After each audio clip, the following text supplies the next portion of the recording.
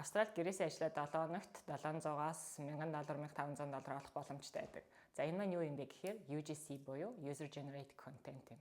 Энгийнээр тайлбарлал та брэндүүдийн бүтээгдэхүүнийг хэрэглэж үзээд тухайн брэндүүдэд тохирсон бичлэг хийж өөрийн бичлэгээ буюу дижитал продактаа тухайн брэндүүдэд зарж байгаа нэг хэлбэр гэсэн үг юм аа.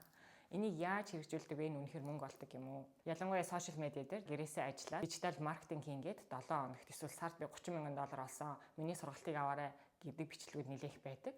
Яг энэ үнэхээр мөнгө олдог юм уу гэдэг асуулт төрдөг. Энэ хүний сургалтыг аваад би үнэхээр яг энэ хүн шиг мөнгө олж чадах уу? Би өөрийнхөө жишээ дээр ярий. За би энийг эхлүүлээд 1 жил болж байгаа. Би $700 л олсон. Тэгэхээр энэ маань юу гэсэн үг вэ гэхээр хэрвээ тууштай байж чадах юм бол за 7 хоногт 700 эсвэл сардаа 1000 ч юм уу те иймэрхүү боломж олох боломжтой. Яг тухайн хүмүүсийн яриад байгаа те сард 30 40 $50,000 олдог гэдэг бол за энэ маань зөвхөн танд өөрийнхөө бүтээгдэхүүнийг зархаж байгаа нэг төрлийн реклама гэсэн үг.